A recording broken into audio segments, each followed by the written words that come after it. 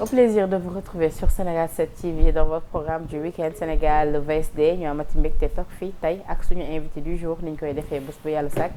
xam ngeen ne nag dañuy am mbégte di leen gunge ci semaine bi yëpp dans 13 minutes de vérité am ko aussi mbégte ci week-end bi dans Sénégal VSD tey nag ñu amati beneen mbégte di fi recevoir Bassirou Somb di 8e adjoint au maire ville bu Dakar aussi membre de Taxawu Sénégal te moom la ñu am mbégte di fi dalal ngir mën a échanger ak moom ci li nga xamante ni moo gën a fës ci actualité bi dinañuy waxtaanee communiqué bi Yewwi Askan bi génnee wax ni tàqalikoo nañu ak ki nga xamante ni moo di Khalifa Ababacar Sall ak Barthélémy Diaz dinañ ñëw aussi suite après communiqué bu ni mel sortie bi Barthélémy Diaz def foofee ca mairie ville bu Dakar dinañu ñëw aussi ci yeneen i sujet d'actualité notamment grève de la faim bi nga xamante ni mujj na nekk ab mot d'ordre ci prison yi ba jamono ji la ñu bëri ci yenn ñi ñu tuddee détenu politique nekk ci infirmerie yeeg ak foofee ci hôpital principal bu Dakar notamment aussi cas Ousmane Sonko yëpp dinañ ci waxtaan ak suñu invité mais laata loolu dañ koy bàyyi mu nuyoo ak yéen grand Bassirou ñu am mbégte gën ak yow di la nuyu di la bàyyi nga nuyoo. Penda maa ngi lay nuyu di am mbégte loolu ñëwati fii ci Sénégal 7. Merci beaucoup merci beaucoup. Merci beaucoup en tout cas c'est toujours un plaisir pour moi de répondre à tes invitations surtout de venir ici à Sénégal 7 waxtaanee xew-xewu réew mi di ñaan yàlla rek comme toujours lépp luñ fi waxtaanee rek yàlla na doon njëriñu réew mi. allahumma amiin Bassirou fu ñu koy dooree nag moo di tey li gën a fës ci actualité bi xam nga ni journaux yëpp xëyee nañ ko. mu ñeel ab attentat déjoué bi nga xamante ni rek suñuy forces de défense yi réussir nañ ko. démanteler benn réseau bi nga xamante ni ñu ngi woon fii li ñu bëggoon nag moo di créer fii ay tensions. ñu mun ko sax tuddee ay acte de terrorisme bu ñu gisee li ñu fi naroon def gis nañu li ñu démantelé yëpp gis nañu aussi li ñu teg loxo mooy ay ponts yu nga xamante ni defaroon nañ ko waxoon ni dañoo bëggoon paralyser li nga xamante ni moom moo di péage bi ba oto bu fa jaar rek sa pneu daal di bët su ko defee nag après ñu daal di mën a sànni ay cocktail molotov li bokkoon na ci li ñu limoon fi ñu ko war a sànni centre ville yéen a ngi ci mairie ville bi loolu concerne leen directement ban lecture nga ci def. waaw d'abord xanaa di rendre hommage encore une fois à nos forces de l'ordre parce que su ma amee sañ-sañu xëy jóge sama kër tranquillement nga day jóge sa kër ñu toog waxtaan c'est parce que am na ñoo xam ne peut-être nelawuñ am na ñoo xam ne ñi ngi veiller sur nos sécurités am na ñoo xam ne ñi ngi xool sur notre environnement lépp loo xam ne ñoo fi xew seen vigilance peut-être moo leen may ba ñu mën a démanteler lu mel noonu mais damay ñaan aussi vigilance boobu nañ ko gën a yokk parce que il y a des quartiers yoo xam ne insécurité ba fa am aussi doy na waar nit ñi guddee kenn ñemeetu la génnee heure gi fajar gi booy xëy di liggéey aussi ñu lay dogaale donc damay ñaan aussi vigilance bi na egg ci secteur yooyu maintenant li nga xam ne moo am nag je pense que ils ont démantelé d'après information yi ñu am ba ce réseau dañuy ñaan que l'enquête se poursuive pour que képp koo xam ne impliqué nga ci lu mel noonu je pense que nag yoon def ci liggéeyam parce que au-delà de tout nous sommes dans un état démocratique où am na ci yoo xam ne warul jàll mais damay bañ aussi di ko ñaan que depuis quelque temps maa ngi dégg par exemple wax mos naa ko seen plateau on nous parle des termes force occulte force spéciale terrorisme en fait on joue avec des termes yoo xam ne c'était pas du tout familier au Sénégal. waaw non attends mais en tout cas c'est des termes yoo xam ne oui c'est des termes yoo xam ne c'était pas trop familier au Sénégal donc aujourd'hui c'est important que ces faits yi ñu qualifié ñu am un nom ou bien des noms et des visages pas être dans les généralités parler toujours de forces occultes de terrorisme mais qui sont réellement derrière ces actes-là ñi nga xam ne ñoo nekk derrière ces actes ak fu ñu mën a féete na yoon def liggéeyam parce que nag gis nga Penda si tu as la chance de voyager un peu dans la sous-région dem dëkk yi nga xam ne dañu traverser ay crises ay guerres civiles di nga xam ni lépp lu ñu def ngir préserver suñu jàmm gi nañ jàmm ni doyul parce que pays yi traversé tey crises yenn yi guerres civiles booy wax ak ñoom sax dañ naan leen Sénégal góorgóorlu leen ba bu leen tombé ci même cycle parce que pays bu demee ba toll ci yenn situation yi mais da ngay recommencer waat à zéro suñu pays yi nga xam ne demaguñu fenn ñu ngi en voie de développement am toutes les difficultés du monde mais bu ñu gënee sombrer dans la violence yàq li ñu am ko si néew mais kañ la ñuy jógaat donc moo wax on a intérêt tous hommes politiques sénégalais de manière générale à tout faire pour préserver cette paix à tout faire pour préserver la quiétude li commencé am ci réew mi. c'est important déjà li am ci suñu dëkkandoo yi. gis nga tey aujourd'hui l'Afrique presque nous sommes ceinture de feu moo ñu wër. ay guerre ay coup d'état ñun nañu góorgóorluwaat ñun homme politique yi ñu xam ne aussi moom bu ñu réew mi mais homme de médias yi aussi jàpp ni aujourd'hui guerre bi amoon Rwanda benn rajo la jóge woon donc nañu delloosiwaat xel yi wuute mënta ñàkk. waaye nag nañu fexe ba rester sur des principes nañu fexe ba rester sur des contradictions d'idées mais suñ ko bëggee yóbbu ci li ma gis léegi ci réew mi moom a gën a commencé itam ay haine ay xasante ay saagante c'est-à-dire quand je suis plus d'accord avec toi rek dama lay xas dama lay saaga damay dem ba di la menacer à mort alors que yooyu c'est des choses yoo xam ne amuñu seen place ci paysage politique bi amuñu seen place ci débat public bi nga xam ne am ci réew mi. amul seen place aussi bu ñu gisee ni déjà bu ñu sukkandikoo ci le soleil tey mu ngi xamal ni selon les éléments de l'enquête am na déjà 2 maires yu nga xamante ni ciblé nañ leen bu ñu sukkandikoo ci enquête bi déjà par rapport à cette affaire réseau bi nga xam démonté nañ ko mais tout récemment dañoo seetlu ni tout le temps bu ñu gisee cocktail molotov bu ñu gisee attaque bu ñu gisee yenn forme de violence yi rek dañ ci lim ay maires derrière qu'est-ce qui s'est passé entre-temps. waaw xam nga loolu aussi en fait nous sommes dans un contexte politique un peu différent et je considère que même ces maires yi ñu cité ba fi ñu toll dañuy bénéficier de présomption d'innocence donc je peux pas tout de suite affirmer que ils sont là parce que am na ci ñoo xam ne peut-être xam naa leen fréquenté naa et sauf erreur de ma part je ne pense pas que ces gens-là soient capables de faire de telles choses non xam nga yoon dafa ne ku ñu jàpp ba keroog ñuy àtte yoon di wane leen da ngay bénéficier wu présomption d'innocence man nag am naa droit wax ci li ma xam ñi nga xam ne xam naa leen par exemple am le peu de temps bu ma leen fréquenté aw ma yaakaar ni yu mel noonu seen loxo mi ngi ci maa ngi ñaan nag yàlla def ba loolu ñu leen di jiiñ yàlla bu mu doon dëgg mais ba keroog may gis le contraire mënuma gëm ni loolu ñax ñu leen di tudd seen loxo mi ngi ci biir. D'accord alors Bassirou ñu attaqué directement actualité bi nga xamante ni concerné na leen donc Bassirou kan moo leen dàq ci biir Yewwi Askan Wi. C'est la question que je me pose d'ailleurs comme tous les Sénégalais. mais war ngeen ci am renseignement yu ñu amul. waaw mais xam nga Yewwi Askan Wi aujourd'hui moi j'ai mal quand je vois cette coalition là fi mu dugg et aujourd'hui Khalifa Sall aura raison sur tout le monde parce que Yewwi Askan Wi a traversé des crises au moment des locales Yewwi Askan Wi a traversé des crises au moment des législatives mais les gens ont toujours su être à la hauteur. Si vous avez remarqué depuis que Khalifa a quitté la tête de la conférence des leaders Yewwi Askan Wi ci la ñuy gis yenn dérapage yi parce que ce qui s'est passé aujourd'hui la ville de Dakar a fait son bureau municipal on termine les travaux à 20h 22h30 on nous sort un communiqué pour dire que oui on taxaw Sénégal dañ leen bëgg a dàq ma considérer lenn rek la li tubaab di wax qui veut tuer son chien l'accuse de rage mais il y a aucune raison valable il y a aucune justification d'ailleurs je me pose la question qui a écrit ce communiqué si on me dit que le président de la conférence des leaders était hors du Sénégal les 3 principaux leaders fondamentaux de Yewwi amu ci kenn koo xam ne jour boobu gëm naa ne daje nañu donc moo tax la question qu'il faut se poser oui. Qui sont derrière ça moi je considère ça nañ fi Barthélémy mu leeral li au sein de la coalition Yewwi Askan Wi il y a les uns les autres et les etc mu ne les uns c'est Khalifa Ababacar Sall Ousmane Sonko c'est les membres de droit et permanents et Serigne Moustapha Sy du PUR Ousmane Sonko actuellement nii mu ngi dans les liens de la détention gis nañ fi Khalifa Ababacar Sall moment bi yëf yi di am dafa demoon tournée su ma juumul je pense que démb waroon na ñëw sax am lu mu woon présider fu fekkee Grand Théâtre su ma juumul suba inchallah suba la voilà donc Serigne Moustapha Sy gis nañ Barthélémy rappelé ko ni il est presque inaccessible donc kan moo war a jël bi lépp dogal. xam nga en général aujourd'hui Yewwi Askan Wi waroon ngeen ko c'est difficile de le dire parce que aujourd'hui Yewwi Askan Wi il y a ce qu'on appelle ce que Barth appelle les etc c'est les frustrés des législatives ñoo xam ni matuñu mbuus te dañuy yàq mbuus ñoo xam ni dans une république non amul fenn fu ñu mën a fal conseil municipal fa matuñu ko aujourd'hui ils sont dans Yewwi Askan Wi on les a présentés aux Sénégalais ils pensent aujourd'hui que toll nañ ñoo xam ne ils peuvent prendre des décisions alors que au sein de Yewwi Askan Wi il y a ce qu'on appelle les membres de droit et permanent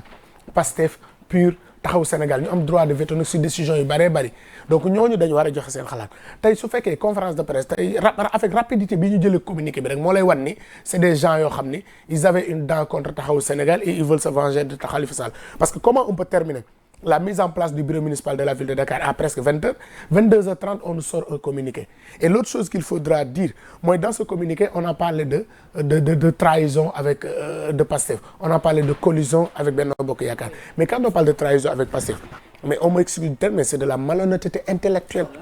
parce que aujourd'hui tey bu fekkee conseil municipal de Dakar nous sommes 100 élus sur les 100 élus Taxawu Sénégal fait à peine 30 élus et aujourd'hui dans le bureau municipal de la ville de Dakar il y a 8 partis de Yewwi Askan Wi qui sont représentés tey le 3e adjoint bi ville de Dakar 2e adjoint bi FSDBG bi Cheikh Bamba Dièye la bokk. oui gis nañu ñu ngi gis sax Barthélémy. 3e adjoint bi oui présidente départementale des femmes de taxaw de Pastef la. 6e adjoint bi grand parti la c'est le coordonnateur départemental de grand parti. 7e adjoint bi PUR la bokk 12e adjoint bi ci la bokk donc aujourd'hui su fekkee dañu wax accusé Taxawu Sénégal de trahison mais toutes ces personnes là qui étaient là c'est des traîtres xanaa comme Taxawu Sénégal su fekkee dañu war a dàq Taxawu Sénégal mais xanaa ñoom ñëpp dañ leen war a dàq parce que toutes ces organisations politiques sont restées du début à la fin du vote personne n'a quitté la salle. mais lii yëpp dañoo gis ni élément déclencheur bi bokk na ci benn mbir. maa ngi ñëw oui maa ngi ñëw dialogue bi nga xam ne ca laay ñëw deuxièmement deuxièmement. parce que nee nañ dialogue bi ñoom c'est-à-dire au sein de la coalition amagu leen ci woon consensus yéen da ngeen yeew rek dama seen bopp mais xam nga pend nag loolu weesul yabaate dialogue bi on n'a pas invité Yewwi Askan Wi personne n'a invité Yewwi Askan Wi bu ñu la invité wul ci table loo ciy waxee on a invité des organisations autonomes ñun Taxawu Sénégal ñu jàpp ni tey suñu tradition démocratique suñu trajectoire mooy mënuñu ñàkk a teew dialogue. mais organisation autonome boobu ngay wax. bokk ci ab coalition est-ce que dans Yewwi Askan Wi bokk ci ab coalition te ñoom nee nañ lu ni mel bokk ci. waaw déedéet attention est-ce que xam nga bi ñu waxee dialogue bi ñan ñoo njëkk a wax affaire dialogue bi quand le président a lancé son appel Pastef moo njëkk a taxaw ni dew ma dialogue et pourtant à l'époque il n'y avait pas une réunion de Yewwi Askan Wi personne ne s'est offusqué après grand parti wax ni demul personne ne s'est offusqué aujourd'hui Yewwi Askan Wi intelligence bi mu waroon am à l'époque c'est l'intelligence du F24 non mais respect amul charte dans y a aucunement non mais quand ils disent que ni ki charte bi dañoo wax ni waru leen traiter directement wala boo kenn ci coalition bi warul am pour traiter directement ak li nga xamante ni moom mooy le régime mais parlons-en oui Madiambal dans son ouvrage n'a pas parlé des tractations yi amoon entre Pastef ak Benno Bokk Yaakaar Lansana Gagny Sakho génn confirmer ko ça c'était pas des tractations yi amoon ils n'ont pas tenté de voir comment Macky Sall wax ak Ousmane Sonko aujourd'hui ce qui nous critiquait aujourd'hui gis nañ après ñeneen ñi démentir aussi non mais attends Lansana Gagny Sakho n'a pas démenti ça allez vérifier tweetam bi mu def tey boo ñëwee aujourd'hui tey ci Yewwi Askan Wi ñi doon xas démb Taxawu Sénégal dialogue du ñooy wax aujourd'hui il faut que mu am dialogue entre Ousmane Sonko ak Macky Sall qu'est-ce qui a changé entre temps est-ce qu'on peut duñ leen traiter de collusion de compromission avec le pouvoir donc on dit que Taxawu Sénégal oui waru leen dialogue mais tey am na ñu taxaw ci coalition bi di réclamer dialogue et personne n'en parle. mais rappel aussi. waaw mais fi déggoon tamit Barthélémy Dias bu waxoon ni nga toogoon ca table dialogue bi yëpp ay dealer lañ. kon aussi qu'est-ce qui a changé. attention kañ la Barthélémy wax loolu. kañ la Barthélémy dialogue passe. mus na ko wax non attention ci benn plateau Faram-Facce. non déedéet xam nga li déedéet attention ñun Taxawu Sénégal nous sommes une organisation chacun peut avoir des positions. mais quand on se réunit tax ñu jël une position tout le monde est obligé de s'aligner dans cette position en 2019 man bi ñu waxee dialogue dama doon wax ni on peut pas dialoguer sans Khalifa Gueye mais bi ñu toogee def nañu xam la laa bëgg ngeen xam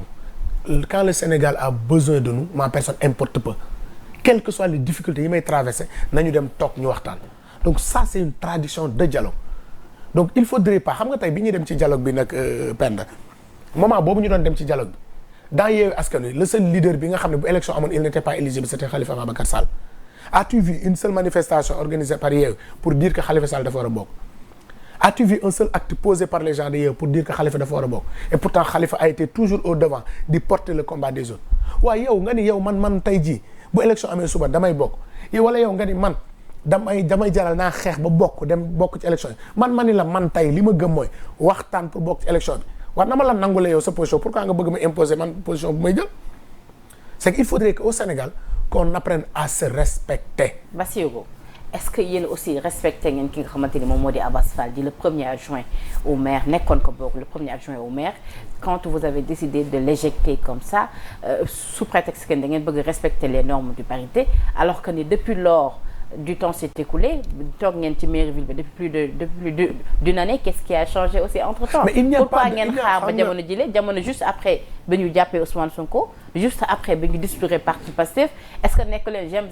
d'ailleurs je vais emprunter ce mot à mon grand frère Serigne Saliou Gueye est-ce que nekk leen ci désonkolisation. tu sais des personnes comme Serigne Saliou Gueye ils doivent fermer leur bouche. comment ça. parce que xam nga nit boo demee ba aujourd'hui tu perdre nga sa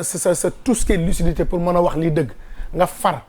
ba lépp looy analyser dañuy xam ne da ngay far ñooñu seen analyse du moo may tenir parce que aujourd'hui ce qui se passe dans ce pays on sait des personnes qui sont entretenues nekk au niveau des médias di wax lu leen neex des personnes yoo xam ne ñi ngi ci médias yi aujourd'hui far seen far nangul naa leen ko waaye aussi la ñuy wax du ma ko jël comme bible donc pour revenir sur la question bi nga jamono ji nag ci logique bi ngeen nekk mooy réduire Pastef à sa plus non simple expression. en fait gis nga tey il faut être honnête dans la vie cette question là bi ñu ko commencé aborder di ci waxtaan ci bureau municipal Sonko jàppaguñu ko woon je rappelle que dernier conseil municipal bi ñu am il y a de cela presque avant parce que conseil municipal c'est tous les trimestres le préfet nous avait rappelé que il faudrait que ñu dem vers la mise en place d'un nouveau bureau municipal et en réunion de bureau municipal en présence de Abbas Mignon et tous les le maire avait dit il nous faut aller vers la reprise du vote du bureau municipal donc prochaine session il faut ñu def ko et on est tous tombés d'accord et l'autre chose qu'il faut rappeler xam nga tey jii nit ñi aussi li may wax ci malhonnêteté nit ñi tey on met les projecteurs sur Dakar mais on vous a donné l'exemple de Dieuppeul-Derklé où le premier adjoint Ibrahima Ndiaye était de Taxawu Sénégal tey on a changé le bureau c'est un élément de Pastef qui est premier adjoint est-ce qu'on a créé trahison est-ce que kenn ci ñun da nga ko dégg mu coow HLM y a une alliance entre Pastef des éléments de Yewwi Askan Wi ak Benno Bokk Yaakaar pour éjecter Taxawu Sénégal du bureau municipal est-ce que da ngeen dégg non mais est-ce que da ngeen dégg tey ñu wax trahison ce qui s'est passé à la ville de Dakar c'est que le jeu démocratique Abbas a été élu premier adjoint aujourd'hui il peut plus être premier adjoint il fallait ñu fal keneen koo xam ne nag mooy nekk premier adjoint waaw mais attention xam nga ñun bi ñuy installé là je pense que amoon ngeen temps pour déedéet attention wax naa la léegi le processus presque 6 mois ñu ngi ciy waxtaan bureau municipal bi ñu ni dañuy dem vers changement bi pourquoi aujourd'hui coûte que coûte les gens veulent voir autre chose xam nga ce qui s'est passé à la ville de Dakar ce n'est pas de l'éviction c'est de la bouderie ils sont venus Abbas ne pouvait plus être premier adjoint on a discuté avec toutes les composantes de la coalition ils sont d'accord que le poste de premier adjoint le maire peut nous proposer le maire a proposé quelqu'un parce que souverainement avec Marie-Rose Faye présenté nañ seen candidature et le conseil municipal a voté et dans ce conseil municipal Taxawu n'est pas majoritaire donc aujourd'hui su fekkee tey dañuy accuser Taxawu de collusion ak de trait xanaa kon les conseils de PUR dañ leen ci boole les conseils du grand parti les conseils du FSD/BJ les conseils du SET du PEM ils ont tous été d'accord sur le choix de Ngoné Mbengue comme premier adjoint pourquoi les gens veulent aujourd'hui mel ni dañu gëmm seen bët yi nanguwuñu gis lool. parce que yéen a bàyyi ba jamono ji nga xamante ni juste après ñu desul Pastef juste après ñu jàpp Sonko ngeen bëgg ñëw gën a xeex leen tu penses que tous les élus de Yewwi dans ce cas-là yéen quelque part yéen a ngi jox bëgg ñi nga xam jàpp nañu est-ce que actuellement da ngeen dealer avec le régime non mais tu penses que tous les élus kon xanaa tu penses que tous les élus de Yewwi Askan Wi s'ils étaient pas d'accord loolu dina jaar il faut que nit ñi xam ni ñun newuñu ci ay caaxaan tey nous gérons une institution nous avons une coalition lépp lu ñu am dañ koy waxtaanee ci biir coalition bi donc xanaa kon à Dieuppeul-Derklé y a une collision entre Pastef et Benno Bokk Yaakaar ce qui s'est passé aux HLM c'est pire on n'en parle pas donc il faut que nit ñi doivent revenir à la raison et dans le bureau municipal de Dakar mais il y a Pastef toujours mi ngi ci keroog quand on parle que Pastef dafa boudé mais c'est pas tout Pastef c'est une partie de Pastef qui est sortie il y a des élus de Pastef qui sont restés jusqu'à la fin du vote démb on a tenu attention. mais ci bureau bi actuellement ñaata membres Pastef ngeen ci am. mais parce que ils ont 3 postes ñaari boudé nañ qu'est-ce que tu veux qu'on fasse kaay leen jël ñu ni jëluñu kenn ki nangu na des mais attends dañuy arrêter suñu bureau municipal parce que y a des gamineries yoo xam ne moo am ci biir conseil municipal on le fera pas. d'accord mais dañoo dégg keroog ci sortie Barthélémy Diaz à rappeler que ni éjection bi on en parle parce que après éjection wu Abbas Fall ci lañ gis ko Yewwi Askan bi sortir un communiqué dinañ ñëwaat aussi sax ñi nga xamante ni ñoom ñoo nekk derrière ce communiqué mais laata loolu ñu taxaw ci li nga xam dégg nañ Barthélémy wax ko ni tey jii wala boog yéen ngeen jàpp ko ni Yewwi Askan bi moom si boppam moom moo violé li nga xamante ni moom moo di charte yi en décidant peut-être de vous exclure de la coalition dem sax ba ñu dégg Barthélémy ni naka la locataire yi di dàqee borom kër gi ci këram lu tax ngeen jàpp ni tey jii Yewwi ci niñ leen dàqee dañoo violé li nga xamante ni moo di charte et pour rappel yéen Taxawu Sénégal Yewwi violé na charte bi te waxu leen ci avec Soham El Wardini ci élection locale yi parce qu'on se rappelle Bassirou fii la ñu nekkoon Soham El Wardini bi mu bëggee sampaat ndëndëm Barthélémy Diaz aussi bëgg samp ndëndëm gis nañu ni Barthélémy Diaz dafa créé woon li nga xamante ni moom moo di Yewwi Dakar ba demoon déposer listam loolu sax mooy indi woon forclusion li nga xamante ni forclusion Soham El Wardini lan moo waral jamono jooju xeexu leen woon ni Yewwi dafa violé charte yi ngeen soog croiser seen bras parce que Barthélémy vous arrangez dañu ni dans la charte bu ñu ñëwee dans une commune maire sortant bi moom mooy am priorité mais lépp ci waxtaan lay doon c'était pas une règle boo xam ne foo dem forcément moo war a jàll. non mais dañoo waxoon maire yëpp dañuy garder seen poste. dañoo waxoon maire yëpp dañuy garder seen i poste. mais attends man Grand Yoff ga ma dëkk mon maire là il a fallu mu jaar ci ay primaires pour jàll c'était le maire sortant les gens ne parlent pas de ça il a fallu ay primaires la ñu def pour mu mën a jàll xanaa kon règle boobu on pouvait appliquer wuñ ko donc il faut ça aussi je peux te donner plusieurs cas xam nga tey li xew ni ci Yewwi Askan Wi Yewwi dafa am ñaari kayit yu ko tëgg la charte bu wax ni Yewwi Askan Wi kat lii la mooy dañuy ànd dem local ànd dem législatif ànd dem présidentiel et pour revenir sur les faits après les législatives la première personne à Yewwi qui a fait une conférence de pour se démarquer déclarer sa candidature c'était Ousmane Sonko les gens xam naa dañ koy fàtte. Deuxièmement tey booy dàq xam nga li tubaab naan un crime n'est jamais parfait bu fekkee da nga jàpp ne da ngay dàq ay nit mais yi au moins les formes tey Yewwi Askan Wi la conférence des leaders n'a pas vocation à dàq parce que dafa am ay kuréel yu ñu teg ci biir Yewwi Askan Wi. d'accord lu ci mel ne je termine. le comité non mais c'est que da nga bëggul tontu sama laaj. parce que yaa ngi bëgg instant bi di teg xel. déedéet maa ngi ñëw Penda non mais man li ma laaj dafa leer dama ne charte bi yéen a ko njëkkoon violé ci jamonoy locales yi avec Soham Wardini te ba mu leen arrangé. non dama laa jox exemple ce qui s'est passé chez moi à Grand Yoff où le maire n'a pas été connu automatiquement c'est des primaires et à Dakar c'est la coalition de manière générale à Dakar qui est souverainement il va délibérer dire que Barthélémy moo war a nekk candidature c'était pas en déphasage avec les textes de Yewwi Askan Wi ça j'invite ñëpp ñu koy wax ñu dem non mais fan ngay dugal li ñu waxoon ci Yewwi Askan Wi moom laa la wax que ni maire yëpp dañuy garder seen poste bu ma jox exemple ki nekk Grand Yoff non dama la koy jox xamal tax parce que su fekkoon dañ ne maire yëpp dañuy automatiquement mais maire bu ñu jël dañ koy jël rek directement du ko jaaral fenn mais il a fallu moom il s'est battu ci biir pour jàll mais bi ñu demee waxtaan xam ne majorité bi moom la désigné. yéen local yi ngeen c'est-à-dire local yi ngeen teg coup Soham Wardini teg ko ne xam nga ba ngeen di dem déposer Barthélémy ba muy dem di déposer liste bi Soham sax yëgu ko woon après la ko yëg daw dem di déposer liste yi fekk délai ba passé na loolu tey ji posé ko ay problème xeexu leen ko baal ma mais yaa ngi mais xeexu leen ko tu fais beaucoup de confusion leeral parce que li nga wax demeewul noonu mais au stade où j'en somme je ne reviendrai pas sur la question yi nga xam ne moo amoon sur les locales. mais c'est important non mais parce que li ma ci mën a wax non xam nga ñaar moo am. parce que wax nga li nga wax naa la li ci xew. maintenant yow nag tu es libre nga ci gëm li nga war a gëm mais li am mooy c'était pas une règle boo xam ne strictement loolu mooy am. un principe bu ñu woon en priorité bu fekkee ñëpp d'accord nañ ci loolu moo war a am et jox naa la exemple fenn parce que man lu ma la ci wax aussi dama lay wax nii la xewee fii la xewee jox la exemple loo xam ne kenn du ko dindi maintenant pour revenir ci question bi nga ma laaj léegi Yewwi Askan Wi tey jii. la charte li mu wax leer na l'accord cadre li mu wax leer na tey xam nga yàq li lay wan nit ñi c'est des gens yoo xam ni ce qu'on appelle les et cetera ils ont dañu am benn sentiment de vengeance Khalifa ils peuvent même pas faire les choses de manière très bien parce que il y a des instances dans la coalition qui sont habilitées à se pencher sur une telle situation bu amee fii may wax ak yow dégguma fu ñu woowee taxaw Sénégal déglu ko deuxièmement même au sein de la ville de Dakar ceux qui représentent leur parti ne sont pas d'accord avec ce qui s'est passé donc il y a dafa mel dafa am benn décalage entre ces leaders yi nekk ci kaw ak même seen responsables yi nekk à la ville de Dakar parce que koo ci waxal tey il te dit mais xam comme li mu wax amul ce communiqué là c'est en déphasage avec la réalité parce que même bu dee da ngay ne kilifa nga sa ñaari njaboot jote kenn ñëw wax la mais déglul ñeneen ñi ba pare mais yow kenn ñëw rek wax la te lam la wax lépp li ci ëpp c'est des mensonges nga pondre un communiqué donc pour dire que li am ville de Dakar prétexte la rek buy utiliser parce que comme je l'ai dit tout à l'heure qui veut tuer son chien l'accuse de rage mais c'est peine perdue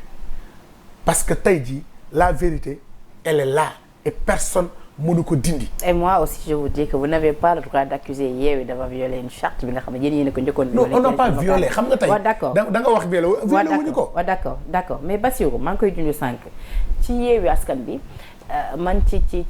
xibaar yi nga xam jot naa ko am naa écho que ni ay jamono bokkoon ngeen ci ñi daan xaatim li nga xamante ni moom moo di communiqué je veux dire yéen waa Taxawu Sénégal bokkoon ngeen ci ñi nga xamante ni communiqué yi ñu daan fësal ci Yewwi Askan bi seen i ndaw ñoo ko daan xaatim ginnaaw ba ngeen ko joxee ki nga xamante ni moom moo di l'ancien directeur de l'IAM nu mu tuddati sax Guirassy en tant que ki nga xamante ni moom moo géré cellule de com bi ginnaaw loolu yéen bokkoon ngeen si nga xam yéen a ko doon rédigé mais depuis quelque temps gis nañu ni dañ leen ci xaw a génne bëgg naa nga leeralam bu dee dëgg la am tuddeet ba ñu gis sax souvent communiqué bu daan fës dana am yenn faute yu ngi daan nemmeeku ak yu ni mel communiqué yi yéen ci boppam waa taxaw ñu ci bëri ngi seen leader yi duñ ko yëg dañuy gëstaari gis ñu balancé ko ci groupe bi ba sax ce qui s'est passé avec l'armée bi ñu waxee woon ni Yewwi Askan bi dafa renoncé ci manifestation bi ndax armée bi moo ko woo après ñu gis suite après loolu armée bi def ci ab communiqué ñu gis ni kon déggoo amatul seen biir ci ay communiqué yéen da ngeen yéeg war a gis ko est-ce que loolu tamit war na am. waaw mais xam nga la réalité aujourd'hui mooy Taxawu Sénégal depuis qu'on a décidé d'aller au dialogue presque on n'est pas impliqué sur ce qui se fait au niveau de Yewwi ça c'est la réalité on n'est pas impliqué maintenant au sein de Yewwi Askan il y a une commission communication mais aujourd'hui le sentiment le mieux partagé quand tu interroges beaucoup peut-être certains n'ont pas le courage de le dire mais ils sont mis devant le fait c'est-à-dire c'est des communiqués yoo xam ne bu njëkkoon li ma xamoon mooy quand on faisait un communiqué la conférence des leaders dañ ko doon partager seen biir kenn ku ne joxe sa xalaat ñu amandé ko ba am un texte génne ko mais ce qui se passe aujourd'hui dama ni la un bureau municipal bon on a terminé l'installation à 20h 20h 21h30 22h un communiqué sort où a été la concertation Lassana Diané mooy bind ba tey wala. non je sais que la commission communication est dirigée par Cheikh Tidiane Youm. Ok donc kan mooy bind c'est la grande question qu'on se pose. Et à quelle fin. Ça aussi c'est des questions mais pour dire xam nga li am solo ñun taxaw Sénégal on veut plus s'attarder sur certains détails là. parce que peut-être que ngeen xamoon kan moo bind. communiqué bi di ngeen xam kon dogal bi fu mu jógee. mais ñiy bind communiqué bi. bis bu ñu amee le courage de l'assumer là dinañ ci mën a avancer xam nga ñun aujourd'hui franchement ces débats là on veut les dépasser. nous voulons faire focus en route vers l'essentiel. Présidentielle 2024 nous avons un candidat nous avons un programme nous avons un projet à vendre aux Sénégalais nous voulons nous intéresser désormais à ça wax ak Sénégalais yi amener des propositions yoo xam ni dafay constituer une véritable alternative à ce qui se fait au Sénégal depuis 2012 parce que le Sénégal nag a besoin de stabilité le Sénégal a besoin de quiétude les Sénégalais ont besoin d'être réconciliés nous voulons être ci ça nekk ci loolu moo gën des ci ay combats de bas étage avec des combines ceux qui font ça aujourd'hui le peuple sénégalais est en train de regarder mais il appartiendrait à ce peuple sénégalais de trancher parce que tant que fi ñu toll tey kenn ku ne da nga wax sa xalaat et man li ma jàpp aujourd'hui tey ceux qui sont au niveau de Yewwi Askan et ça c'est une question que je pose à mes amis de Pastef tout ce qui disait à Ousmane Sonko par exemple bul dem ci dialogue bi tout ce qui le poussait à aller dans le gatsa depuis qu'il est aujourd'hui mis en prison qu'est-ce qui a été fait comme acte pour essayer de le tirer d'affaire ça c'est une question que nos amis de Pastef doivent se poser. Barthélémy Dias bu ne moom il va tout faire quand même pour le tirer d'affaire lan la bëggoon wax foofu dafa bëggoon wax foofu peut-être que bés bu Khalifa nekkee président dina fexe ba Sonko obtenir une grâce wala. non xanaa yow da nga bëgg Ousmane toog ba boobu. non damay laajte ah déedéet xam nga tey en fait tey dama lay wax benn exemple mën na ko génne wala moom dafa ne la koy génne lépp lu mu mën def wax ko dina ko def pour mu génn parce que Barth aussi nga bëgg ko nga bañ nangul ko ni c'est un homme sincère et li mu gëm lay wax aujourd'hui ñun taxaw Sénégal nous avons voulu être sincères avec Ousmane Sonko ba dem dialogue jotee dañoo taxaw assumer dem dialogue ba ñu d'accord dañ ko d'accord mais ña doon taxaw ñëpp tey di pousser naan ko il faut se battre vous avez la force vous pouvez renverser le régime taxaw Sénégal dañ le traite mais tey depuis que Ousmane est dans ses déboires qu'est-ce qui a été fait comme acte qu'est-ce qui a été posé comme acte pour le libérer. mais yéen aussi qu'est-ce que vous avez posé comme acte pour le libérer non attention xam nga nag penn attention dama bëgg ñu wax xam nga nit aussi buy wax aussi da ngay déglu il y a un moment donné il y a cette divergence on a assumé cette divergence tey il y a des problèmes au sein de Yewwi Askan Wi vrai ou faux assumé nañ ko ñoom ils ont tout fait pour nous écarter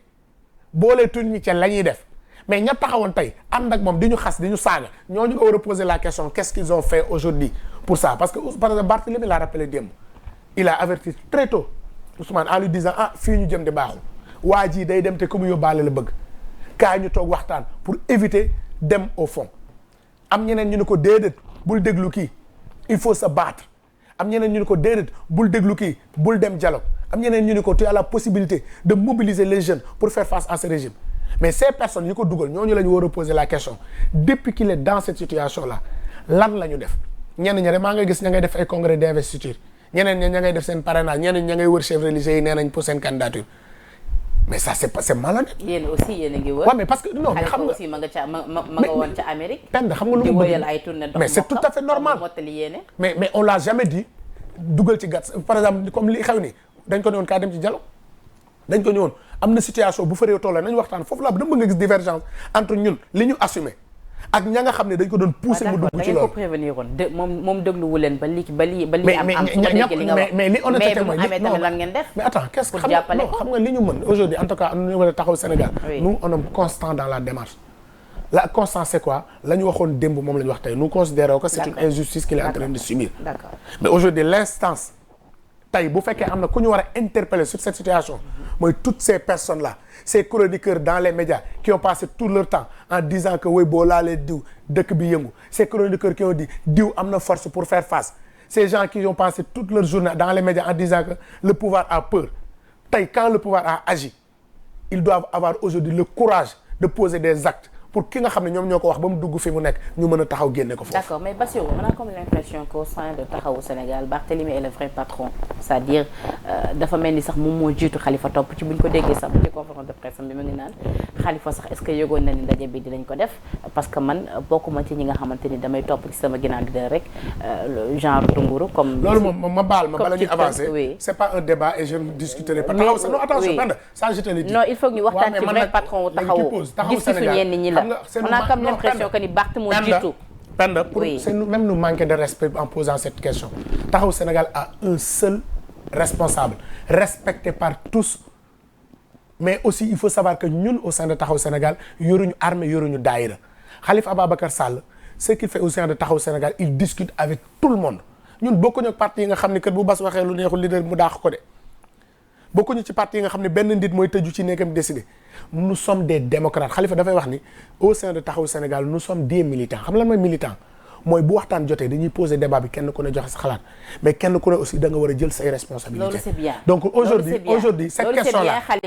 non je termine loolu ma la wax tey jii non baa ma eggale rek baa ma eggale de Taxawu Barthélémy moo ëpp tey gi li mu jël ay dogal yéen ñi sax nekk yëpp ci Taxawu yéen ñëpp ci ginnaaw ci xam nga moom mooy jiitu ngeen topp ci ce ginnaaw débat bi ngay wax nii moom ce débat bi nga wax sa xalaat la et je refuse d'en débattre parce que je considère que c'est manque de respect Taxawu Sénégal benn leader la am c'est Khalifa c'est le leader de Barthélémy c'est le leader de Bass c'est le leader de tous mais au sein de Taxawu Sénégal yoruñu armée yoruñu daayira lépp non quelle décision aucune mais attention xam nga yaa am na loo xam ne bëgg waxtaane il n'y a pas non local yi sax ba jour bu muy dajee ak Sonko ak ki nga xamante ne moo di maître Moussa Diop am na ñuy laajte est-ce que Khalifa yëgoon na ko tontu ma ci. non li ma la wax li nga bëgg a non attends xam nga li nga bëgg a c'est important Penda parce que li ni mel fu mu ñu bëgg jëmee moo di am na ñu jàpp ni tey jii Barth est en train de se positionner pour après Khalifa. xam nga Taxawu Sénégal dama ni la du xam nga malheureusement Sénégal aussi man jaaxal ngeen yéen journalistes yi. oui benn parti da ngeen di dénoncer yenn parti daan ni benn nit a fa ne day buum di bummi di dawal saret di laaj paas ñu ni baaxul nga am parti boo xam ni nous avons un leader très démocratique qui laisse tout le monde s'exprimer qui n'impose pas ses idées. kenn ku ne war a joxe sa xalaat mais bu décision jotee ñun ñëpp autour d'une table dañuy toog waxtaan et la décision prise par Taxawu ñëpp ci ànd parce que ba fii ma toll gisaguma une décision jël Taxawu Sénégal jël une décision am ay membres am yu ko contesté. ah si déedéet déedéet on se rappelle en 2019 jox ma benn on se rappelle en 2019 bi Khalifa Sall waxee ba mu nekkee ci kaso ba joxee moo doon ni ngeen jàppale Idrissa Seck bëri na ñu nekkoon Taxawu ñu nga xam ne mais attends non ça c'est deux choses différentes élection présidentielle la élection présidentielle lañ demoon am ku jàppoon ni moom d'accordul Taxaw mais kooku jàppoon ana mu tey dem na aujourd'hui au sein de Taxaw Sénégal ña fa nekk ñëpp Khalifa Sall mooy suñu kilifa mais nag da nga jàpp ni ñëw tey ñun mën nañ nekk biir parti socialiste bañ ñu imposer ñu pensée unique ñu xeex ba génn parti socialiste ñëwaat feneen di nangu lool ñun Khalifa c'est pas ce genre de leader Khalifa c'est le leadership éclaté où man Bass en tant que jeune je dirige une instance quand je dois agir damay waxtaan ak waa instance bi ñu ne lii lañ war a def moom mu xam ne ñun nous avons l'autonomie quand je suis pas d'accord dañuy toog ñu waxtaane ko ñun c'est ça Taxawu Sénégal du parti benn nit de parti boo xam ne nit ay tëju rek bind groupe boo xam ne kenn rek moo fay décider mooy bundi déedéet Khalifa c'est un leader exemplaire et c'est le candidat de tout Taxawu Sénégal et ñun ñëpp amuñu lu ëpp Khalifa Ababacar Sall comme leader. d'accord ginnaaw jafe-jafe bi nga xamante ne am ngeen ko jamono yu ñu toll nii ak it seeni doomu ndey wala boog diggante Sonko ak Barthélémy ñaari doomu ndey est-ce que lu ni mel dafa nar a am ay répercussions foofee ci Assemblée nationale ci groupe parlementaire bi nga xamante ni yéen a ko bokk Bassirou vu que ni ñi ngi jëm ci ay renouvellement est-ce que tey jii Taxawu Sénégal compagnonnage am ak Pastef ci biir Yewwi Askan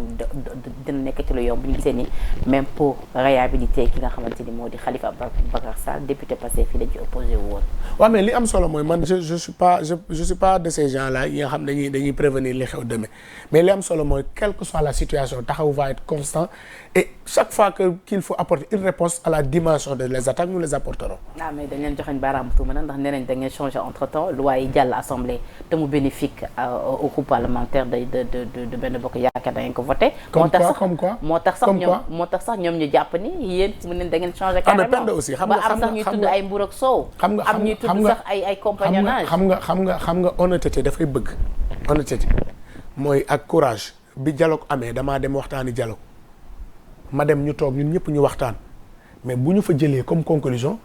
yëpp sénégalais weesuwul ma dem waxtaan ba d'accord ñu jël conclusion ma bañ ko nangu lañ fa waxtaane ñun ñoo ko d'accord bi nga gisee ñu bëgg indi article 87 bi nga xam ne bokkul ci dialogue bi taxaw Sénégal dafa bañ ni du ko voté mais li nga xam ne ñun ñoo ko waxtaane ñun ñëpp ba d'accord ci mais la logique voudrait que bu ñëwee assemblée nationale dama koy voté parce que ñun ñoo ko waxtaane ba d'accord mais y a pas de xam nga coppite amul xam nga tey Sénégalais yi xam nga ñan ñoo soppeeku ñi taxawoon démb xas Mimi Touré du trahison bi ñu ko non déedéet xam nga ñan ñoo coppi ñi waxoon ni Mimi daa bon démb tey ñu ni daa baax ñooñu ñoo ne woon Khalifa daa baax démb tey daa bon donc bu coppeeku day am foofu lañ koy xool bu traître day am foofu nga koy xooli man traite sax non man maa ko utiliser parce que dégg naa sama grand non sama grand dafa neex sama grand Cheikh Gueye mu ngi àtt na ngi nee na képp ku waxati Khalifa traite nga rek dina la jox ab citation direct xam nga tey dafa am gis nga moi j'ai l'impression qu'il y a des gens autour de Ousmane parce que même au sein de Yewwi Askan Wi qui travaillent pour sa perte parce que il y a gis nga nit kilifa boo ko bëggee da nga koy wax dëgg kilifa boo ko bëggee bu naree jàdd boo naree gis ne fi mu jëm baaxul da nga ko koy wax kilifa soo ko bëggee da ngay taxaw xeex ngir moom même boo ànd ak moom ba mu dugg continuer assumer xeex mais gis nga toog ci média yi làmmiñ ñu rëy rek génne wu ko fële de foog ñooñu mais ñoo ko ci dugal foofu yéen a àndoon ak waa Pastef dooleel ko ñi ko fi dugal parce que Khalifa dina am nangu des ginnaaw jiital ki nga xamante xam nga Barth dafa wax lu am solo dem daf ne Ousmane a servi tout le monde sauf sa personne effectivement ici man je considère qu'il s'est trop sacrifié et man jàpp naa ni parmi ses compagnons au sein de Yewwi Askan il n'y a pas plus sincère que Barthélémy Diaz et l'histoire nous donnera raison. ñeneen ñi nag. man li may dama ni y' a pas plus sincère que Barthélémy Diaz ñi nga xam ne nag matuñu mbuus te dañuy yàq mbuus ku leen moytuwul ñoo lay dugal ci guuta ndax ku ñëw ñu ànd ak yow. d'accord mais bu ñu gisee jafe-jafe yi ngeen am ak waa Pastef ak ñoom poids électoral bi ñu am ne risquez-vous quand même pas de perdre le soutien de Pastef si toutefois Pastef bokkul ci présidentielle bi ñu bëri jàpp ni actuellement ni ñenn ñi nekk ci biir Yewwi Askan Wi ñu ngi nekk instant bi di leen neexal pour récupérer li nga xamante ni moom moo di seeni voix yéen jamono jile est-ce que lu ni mel bu ngeen demoon ba soxla ko dina yombati ci yéen bu gisee jafe-jafe yi. c'est ça qui est vilain gis nga nit bu may ànd ak yow je préfère man. nga bañ ma jàppale ci sama sincérité que di ma jàppale ci sama sournoiserie et je vous dis dama lay jox exemple xam nga situation bi xam ne ñun dañ ko dund Khalifa Sall en 2019 bi ñuy xeex tout le monde venait y a des gens qui venaient toutes les journées passé ak ñun di yendoo ak ñun tribunal y a des gens yoo xam ne fu ñu nekk ña nga woon suñu wet lenn rek lañ bëggoon mooy Khalifa Sall jàppale leen et bi Khalifa duggee ci kaso bi ils sont tous venus en prison xam nga lañ ko doon wax au lieu wax ko dañuy ñëw xool naka lañ lay génnee ci kaso bi noo ñu jàppalee ci élection yi donc ñun dañu dund situation boobu donc aujourd'hui je pense qu'il y a un chroniqueur qui a parlé de la danse des charognards autour du cadavre ça c'est malhonnête moi je préfère être sincère et su may dem élection di am benn voix ci sama sincérité bañ a ñàkk sama dignité moo ma gënal foofu dem élection di am lu bari ci loo xam ne xam naa ni gëw ma ko baaxul. d'accord mais vu que ci élection ngeen jëm je veux dire ndax moment bii nii ndax guerre gi moment bii. non mais xam nga tey élection présidentielle. pour beaucoup de gens non mais xam nga élection présidentielle nag ñiy fal ñi ngi ci kër yi et ñun nag nga bëgg ko nga bañ élection xam nañ ko xam nañ ñan la ñuy waxal xam nañ ñan ñooy voté te le moment venu nee naa la yàggatul ñun ñi ngi ci dëkk bi ñi ngi dugg ci dëkk bi ñi ngi waxtaan ak sénégalais ñi ngi dem ci àll bi ñi ngi leen di fekk. waaye waa Pastef nee nañu bu dul woon ak ñoom tey jii même Barthélémy Dias du dégg monsieur le maire. waaw loolu moom gis nga débat boobu moom j'ai assez disserté là-dessus te du ma ci ñëwaat lañ ci waroon wax la ma ci waroon wax bi ko Sonko taxawul tamit. waaw mais dafa fii lañ nekkoon waaw mais ñu nit fi lañ nekkoon man fa ma dëkk Pastef soutenir ma Ousmane Sonko ñëwu fa et je pense que c'est l'un des deux plus grands bastions électoraux de Grand Yoff kañ ñu soutenir il a à peine moins de 2000 voix qu'est-ce que tu fais de cet électorat?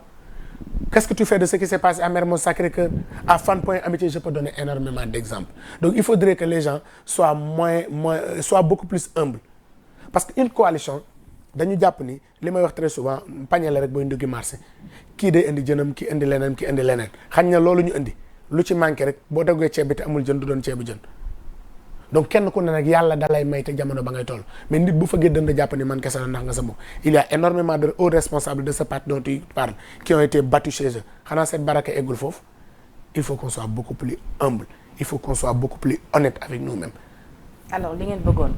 am ngeen ko en moitié moo di ñu réhabilité ki nga xamante ni moo di Khalifa Ababacar Sall ba mu mun a bokk si jongante présidentielle yi am na beneen débat bu posé wu ni Khalifa dafa am koppar yu mu war a jox fay li nga xamante ni moom moo di trésor loolu aussi bëgg naa nga leeral ñu ci yow en tant que adjoint foofee ca mairie bi gën a ñoo xam li nga xamante ni moo di fonctionnement bi est-ce que Khalifa koppar boobu da koy fay waawam déet ak ce qu'il en est réellement ak aussi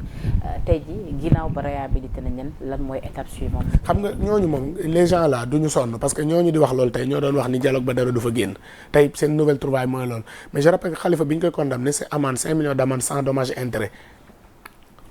mooy bi njëkk. Deuxièmement le Khalifa Ababacar Sall en 2019 je rappelle qu'en 2019 Khalifa Ababacar Sall en 2019 bi muy déposé dossier am quitus fiscal am déposé na ko est-ce que dafa am lu changé entre temps et en 2019 c'était après sa condamnation donc déposé na am na quitus fiscal. Et deuxièmement à ces personnes qui parlent je leur rappelle que l'État du Sénégal doit 30 millions à Khalifa Ababacar Sall parce que tey la Cour de justice de la CEDEAO avait condamné l'État du Sénégal à payer 35 millions à Khalifa Ababacar Sall donc entre ki amel 5 millions ak yow mi nga xam ne amel naa la 5 millions nga amel ma 30 millions 35 millions kan moo ci amel moroomam xaalis. kon daal fu mu ne nii État bu Sénégal ci boppam moo amel. Rien n'y il y a aucun obstacle aujourd'hui qui se dresse devant la candidature du président Khalifa te li ma gëm nag il sera le 5e président du Sénégal. d'accord inchallah présidentielle bi lan ngeen ci fan ngeen ci toll actuellement ci wàccaay yi am na nag ñuy laajte ndax Barthélémy en tant que maire de la ville bi nga xamante ne dirais moo solo ci réew Sénégal yëpp ak budget bi nga xamante ne am na ko moom mooy financer li nga xam mooy seen campagne. xam nga li am solo ci élection yi ñu jëm élection yi li am solo mooy ñun en tout cas nous avons entamé la tournée Mottali Yéene moo yóbbu sax présentement président Khalifa aux États-Unis et au Canada su ñëwee on va continuer au Sénégal parce que nag gis nga man dama jàpp ni dañu am benn chance boo xam ne Sénégal waruñu ko rater mooy élection bi ñu jëm dootuñu folli dañuy fal le président de la République bokkul donc ce débat qu'on est en train de polier sur des questions de commune de bas étage nañu imposer un débat programmatique yow mi bëgg a jiite réew mi fan nga bëgg a yóbbu Sénégal man ma jàpp ni Sénégal gi ñu jëm après 2024 dafa soxla stabilité notre pays est divisé pendant sur toutes les questions. Oui. Les médias sont divisés, la justice est divisée, les familles religieuses sont divisées, tous les segments de la sous-population sont divisés. Nous avons besoin d'un homme qui a la carapace pour permettre que pour nous réconcilier avec le peuple sénégalais. Nous avons besoin d'un homme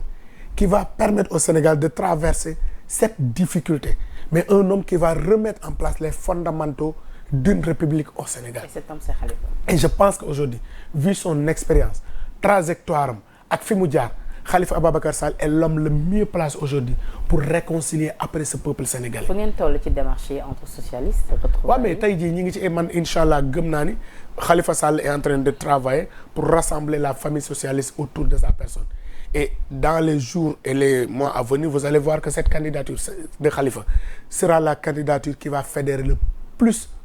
de mouvements et de personnalités politiques au Sénégal. Parce que nag élection xam fi yàkkamti egg xam fi nga jëm da koo gën. D'accord alors beneen point bi ñuy chuté nag moo di li nga xamante ne aussi actualité la mu ñeel grève de la faim bu grève de faim bu yenn détenus yu bëri jamono jëlee ci prison yi gis nañ le cas d'Ousmane Sonko gis nañ aussi suñu confrère Pape Alé Niang moom finalement génn na parce que aussi bañoon na lekk te it bañoon na aussi jël ay soins gis nañu aussi jamono jëlee daanaka kaso yi moom ñoom ñëpp ña nga ci hôpital yi parce que dañoo entamé une grève de faim est-ce que tey jii lu ni mel mënul gën a indi ay jafe-jafe parce que nag ça se complique davantage ak le cas Ousmane Sonko ban jàng na. Vous me permettrez à ce niveau ma def un plaidoyer à ces centaines de jeunes inconnus qui sont dans les prisons maa ngi koy wax dem benn plateau Sénégal saa yu combat politique amee ce qui paye les dommages c'est les jeunes parce que peut-être journaliste bi ñu xam bu ñu ko jàppee corporation bi dañuy jóg. avocat bu ñu ko jàppee avocat yi jóg. médecins yi jóg soutenir homme politique bi peut-être responsable jóg mais il y a souvent un jeune inconnu boo xam ne peut-être engagement moo tax ñu yóbbu ko ci kaso bi souvent dañ koy fàtte donc moo tax je lance un appel à tous les mouvements de jeunes pas seulement pour du Sénégal à se réunir ne serait-ce que autour de cette question pour la libération de ces centaines et des centaines de jeunes qui sont dans tous les prisons du Sénégal parce que si on y prend garde les politiques souvent dinañ waxtaan ñu libérer leen les journalistes def pression ñu libérer leen les avocats en face de même mais qui va porter la bataille pour ces jeunes qui sont dans les prisons ces jeunes yi nga xam ne peut-être xamuñu leen amuñu tur yéen amuñu ndamba tànk yi donc il est important que ñu lancer un appel au président de la République que ces jeunes seen place du prison et tey saa boo jàppee ni benn jeune jël naa ko dugal ko ci kaso bi parce que gëm-gëmam la su génnee dafay gën a taxaw man bi ñu may jàpp en 2017 les gens peut-être dañ jàpp ni bu ñu ma duggee dinaa bàyyi Khalifa mais ba ma génnee laa gën a engagé wu ci combat bi donc kaso mythe la woon kaso c'est dañ ko doon wax un maison d'arrêt et de correction mais j'ai l'impression aujourd'hui c'est un moyen qu'on utilise pour humilier d'honnêtes gens ça loolu baaxul sur la grève de la faim su fekkee sama kàddu dañ koy déglu damay ñaan rek ñi nga xam ne ñëpp ñu ngi ci kaso yi di def grève de la faim suñu ko mënee arrêté moo gën parce que ki nga xam ne dafay xeex dafay soxla force ki nga xam ne dafay xeex dafay soxla mën a taxaw mën a combat mais soo lekkul naanoo ba lot aw ma yaakaar ni di nga mën a continuer ce combat mais je ne les juge pas parce que moo tax ma ni je ne les juge pas parce que ki nga xam ne dafa def grève de la faim damay jàpp ni c'est dafa amatul recours mooy dernier recours am donc may lancer appel rek au président de la République di lancer appel à beaucoup plus de clémence parce que nit aussi waratuñ toll foo xam dañ koy tëj ci kaso bi parce que dafa d'accordul ak état bi dañ koy tëj ci kaso bi parce que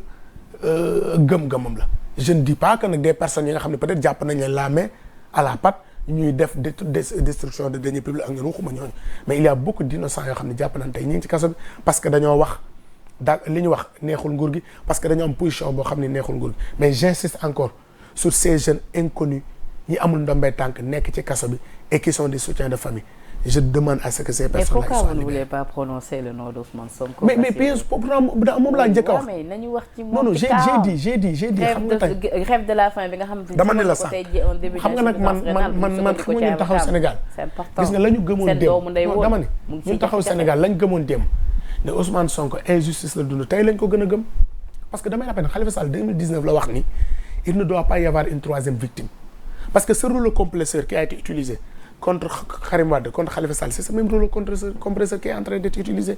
contre Ousmane Sonko. Et je considère au Sénégal en 2023-24, war nañu dépasser stade bi nga xam état day utiliser un rouleau compresseur pour anéantir un adversaire politique. Ça, nous voulons être constants et nous pensons que c'est quelque chose qui est anormal. D'accord. temps yi moom seen brassard yi dafa nekk. sant yàlla rek. moom ma yàlla la nga def ci tuuti kaw. Ouais, mais c'est le brassard de la réconciliation nationale. Oui. Et au Sénégalais,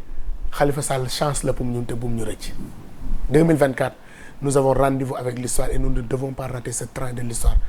Il ne faudrait pas choisir l'aventure. brassard yi mooy yéen ak Pastef yéen a ko joxante. En 2024, il ne faudrait pas choisir l'aventure. yéen a joxante Pastef di toppante ngeen. Il ne faudrait pas choisir. ñoom ñu vert rouge yéen tamit ngeen vert. Il ne faudrait pas choisir l'aventure en 2024. Faisons le bon choix. Mettons à la place qu'il faut l'homme qu'il faut. Et Khalifa Sall, c'est l'homme qu'il faut pour 2024. Bassirou, ça a été un plaisir vraiment de vous recevoir.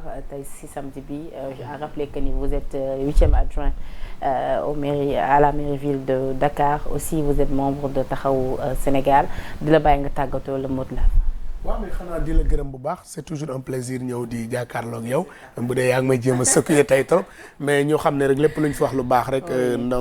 ndongo luy jàng la lu fi dëngoo suñu xam ne suñu borom la di rappeler waat à tous les Sénégalais rek peut-être nit ñi dañuy wax ni Sénégal benn bopp la kenn mënu koo xar ñaar sama benn kilifa ni ma déet mën nañ ko xar ñaar waaye Sénégal benn bopp la kenn waru koo xar ñaar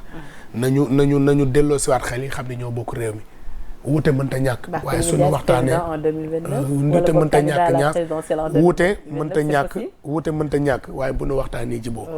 olof nag day wax ni bor du am rak ñun nous avons un objectif c'est Khalifa Sall président en 2024 bala nga naan 2029 da ngay wax 2024 ba pare. D'accord loolu leer na en tout cas amoon nañu mbégte bu baax jon ak yow Bassirou Samb di la remercier bu baax a baax te di la jox nuyoo nga joxal ma ko sama xarit Moussa Taye sama copine aussi Mame Mariama donc man taxawaay xarit rek laa fa am sama grand Cheikh Gueye donte mi ngi napp temps yi booy naan ku mu déggee te nga ni Khalifa traître nga rek da lay jox ab citation donc moom en tout cas c'est Cheikh Gueye donc di leen remercier ñi nga xamante ni yéen a tàmm dañu seetaan yéen ñi safoo tout le temps programme Sénégal 7 TV di remercier la régie Massamba Ismaïla ci liggéey bu am solo bi di leen jox dig daje incha allah ci yeneen i jotaay jërë ngeen jëf